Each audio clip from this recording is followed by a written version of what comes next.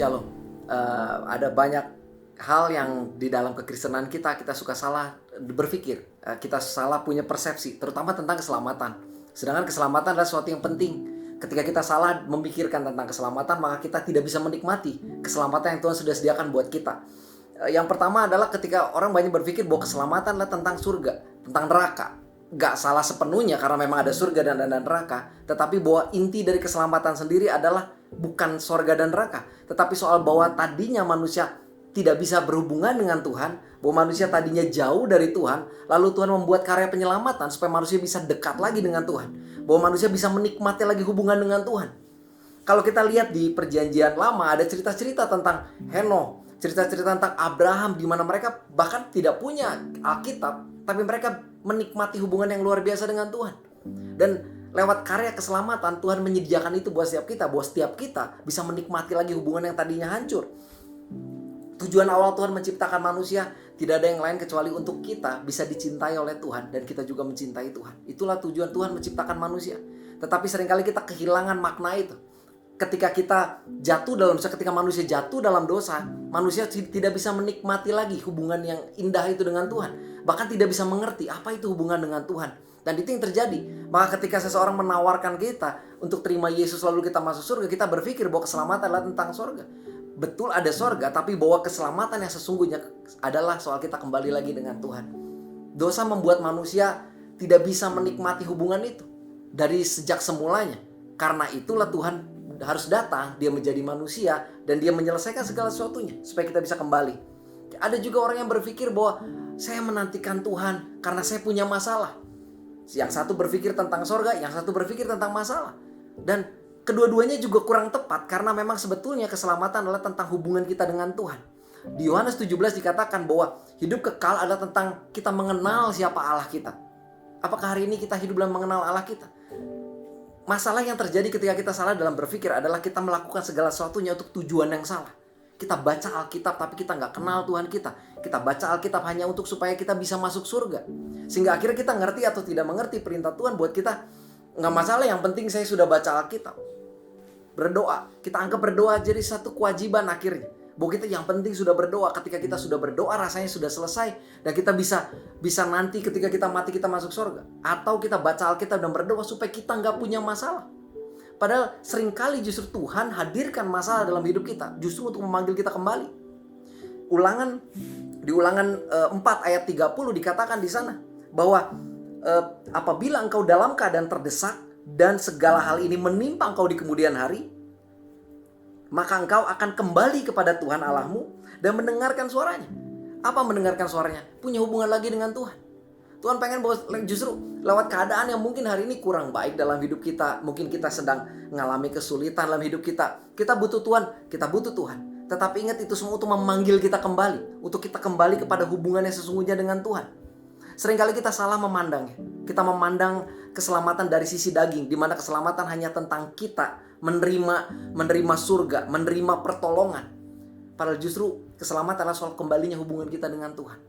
Kita hidup untuk menyenangkan Tuhan. Kalau kita hidup hanya untuk urusan kita sendiri, kalau kita hanya hidup untuk keinginan kita sendiri, maka dipastikan kita belum menerima keselamatan. Walaupun mungkin kita secara mulut kita sudah menerima Dia sebagai Tuhan dan Juru Selamat. Karena menerima Tuhan dan sebagai Juru Selamat kita bukan hanya sekedar di mulut, bahwa memang itulah hidup kita, itulah iman kita, bahwa Dia adalah Tuhan buat saya. Ketika saya baca Alkitab, apa yang saya kerjakan? Saya baca Alkitab karena saya pengen kenal Tuhan. Saya pengen kenal Dia. Saya pengen dekat dengan Dia. Itulah makna keselamatan. Tapi kita gak bisa menikmati itu. Dan Tuhan rindu supaya kita kembali lagi menikmati hubungan dengan Tuhan. Itulah arti keselamatan.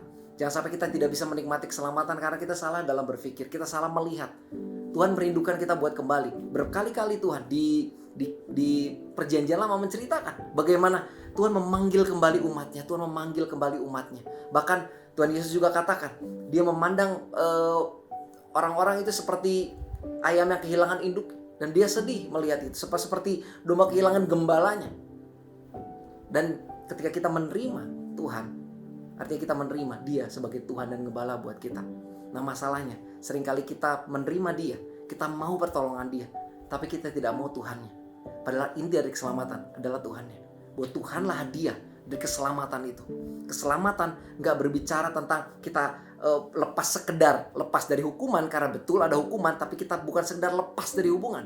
Tapi ini soal kita kembali menikmati Tuhan itu sendiri. Jadi keselamatan adalah Tuhan. Hadiah dari keselamatan adalah Tuhan sendiri.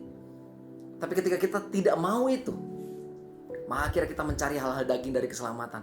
Padahal Tuhan merindukan untuk kita dekat dengan Dia dan mengalami lagi mendengar suaranya. Apakah hari ini kita mendengar suaranya?